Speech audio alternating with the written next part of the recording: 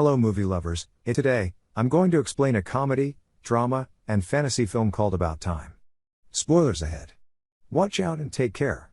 The Lake family resides in harmony at their house by the sea. There's the ever-busy mother, Mary, the always active father, James, the charming yet absent-minded uncle, Desmond, the awkward son, Tim, and the free-spirited daughter, Catherine or Kit Kat. Every year, they host a New Year's Eve party with family and friends. At this year's party, Tim navigates through the crowd feeling awkward and dragged around by his friend, Jay.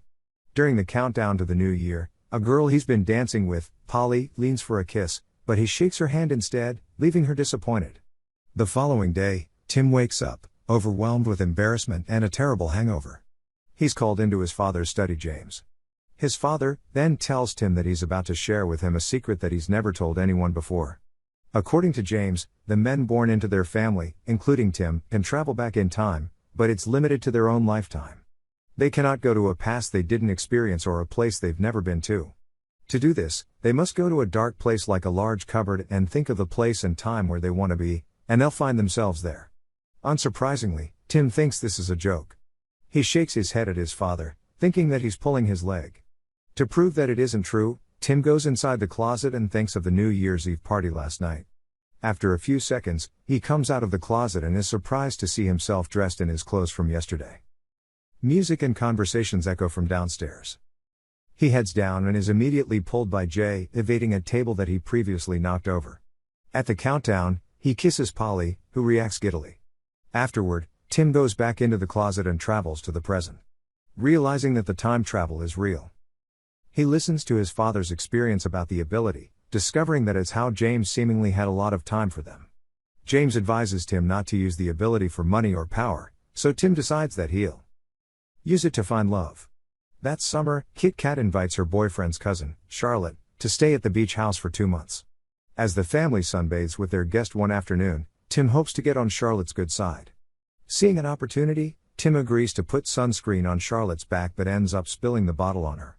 Feeling humiliated, he travels back in time and acts more casually and carefully about it. Throughout the summer, Tim attempts to impress Charlotte but fails each time until it is too late. And then finally, it's Charlotte's last day in the house. On the evening before she leaves, Tim hopes to confess his feelings for her but is instantly shot down before he could, discovering that Kit Kat already warned Charlotte that he might do this. Charlotte wonders if things would talk to her before her last night at their home. The thought gives him an idea. Tim travels back in time to confess to Charlotte in the middle of summer. But this time, Charlotte tells him to ask her again on her last night at their home. This confirms that he never had a chance with Charlotte, no matter what. Tim finally gives up on pursuing her. The day after Charlotte left, Tim leaves their home and moves to London, where he stays with James' friend, Harry. Tim is excited for the new chapter of his life ahead but is disappointed to learn that Harry is a short-fused playwright. In the first 6 months, Tim hasn't had any luck in romance, finding that his career as a lawyer acquaints him mostly with other men. His luck turns when one night, Jay takes him to Don's Le Noir, the restaurant where the guests dine in total darkness. Here, they are seated next to a woman named Mary and her friend, Joanna. In the darkness, Tim and Mary get to know each other and have a great time. After dinner, Tim and Jay finally meet the girls face to face. Tim is stunned upon seeing Mary, and it's pretty evident that sparks have flown as the couple lay eyes on each other. She gives him her phone number before parting ways. Tim walks back home with a skip in his step, only to be welcomed by Harry's angered growl. The opening of his play was ruined by the lead actor forgetting his lines. Wanting to make things better, Tim goes back in time and joins Harry in the theater just before opening night. He approaches the lead actor, Tom, and convinces him to practice his lines. This works, but then another actor forgets his lines instead. Tim goes back in time again and helps him out. The play turns out to be a success. However, when Tim checks his phone, he realizes that Mary's number is no longer there. His travels in time had erased his lovely evening with Mary. Feeling distraught, Tim joins an ecstatic Harry for breakfast the next day. Harry shares the newspaper where Tim finds an ad for a Kate Moss exhibition in the city. Remembering that Mary is a fan of Kate Moss, he spends the week at the exhibit, hoping to run into her. After a whole week, Mary finally walks in, and Tim nervously approaches her. However, their interaction doesn't go smoothly, and he learns that Mary now has a boyfriend named Rupert. Tim learns that Mary met Rupert at Joanna's party. He learns the details of the party and goes back in time to stop it from happening. Tim arrives at Joanna's apartment and convinces Mary to leave the party with him before Rupert arrives. Mary is a little hesitant, but she feels a magnetic force pulling her towards him. As they leave, they brush past Rupert, who unknowingly walked past his supposed future girlfriend. Meanwhile, the two have a lovely dinner where they get to know each other even more. Tim ends up walking Mary home, and she invites him up to her apartment. The atmosphere turns hot. But after awkwardly tripping over Mary's shoes and having difficulty unclipping her bra, Tim experiences an awkward first sexual encounter with Mary. He decides to go back in time, and this time, he skips over Mary's shoes and quickly undresses her. This time everything goes well, but Tim knows he can do better. After Tim's multiple attempts, the couple spends the perfect first night of passion. Over the following months, their relationship continues to bloom and the couple eventually moves in together. While at the theater with a coworker named Rory, Tim encounters Charlotte, but the conversation quickly turns awkward. He tries a second time, but it doesn't go well again. For the third attempt, he decides not to approach her and instead, Charlotte spots him and initiates the conversation. Charlotte invites him to dinner, where she mentions her regrets about turning him down in the past. Charlotte asks him to walk her to her apartment and tempts him to go inside with her, but Tim refuses. Being able to turn down his first love helps Tim realize how deeply he loved Mary. He runs back home and wakes her up to propose to her. It ends up not as romantic as he expected, so he does it again. The second time, she says yes. That summer, Tim takes Mary home to meet his parents. Mary and her mother get along, and Tim spends quality time with his father. To his surprise, Kit Kat is also home after having a horrible time in London. The Lake family bursts in joy upon the announcement of Tim and Mary's wedding and Mary's pregnancy. Their wedding ceremony is filled with romance and laughter, even though it stormed during the ceremony and the wedding reception.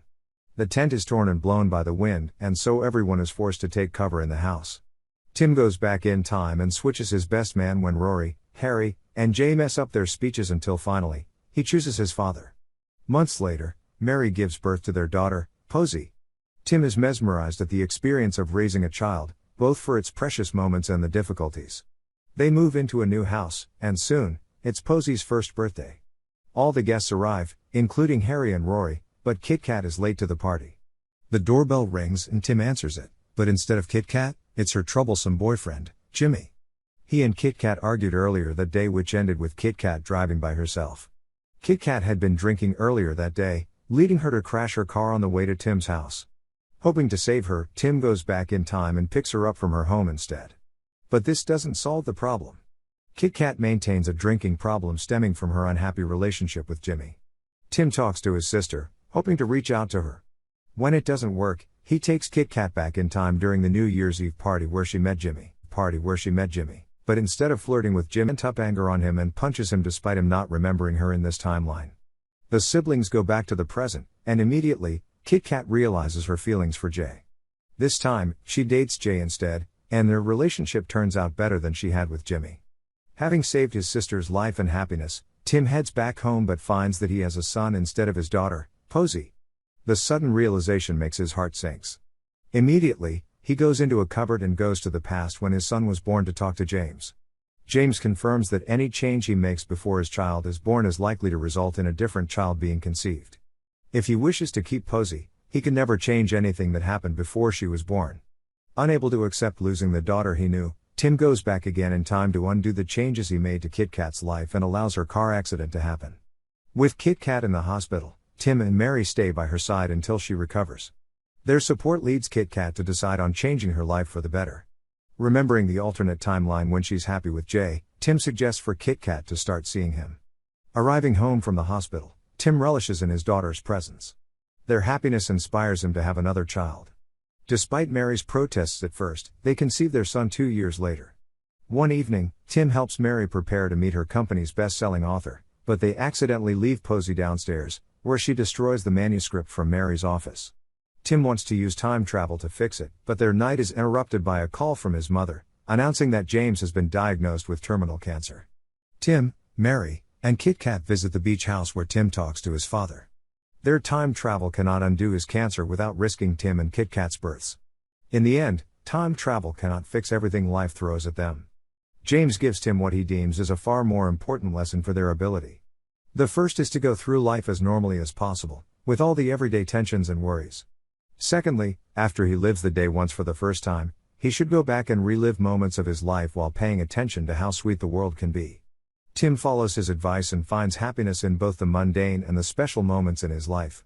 However, there are still days that he doesn't wish to relive, such as the day his father died. Not ready to say goodbye, Tim travels back in time to visit his father while he's still in good health. After James' death, Tim is comforted that he can still visit his father back in time whenever he misses him.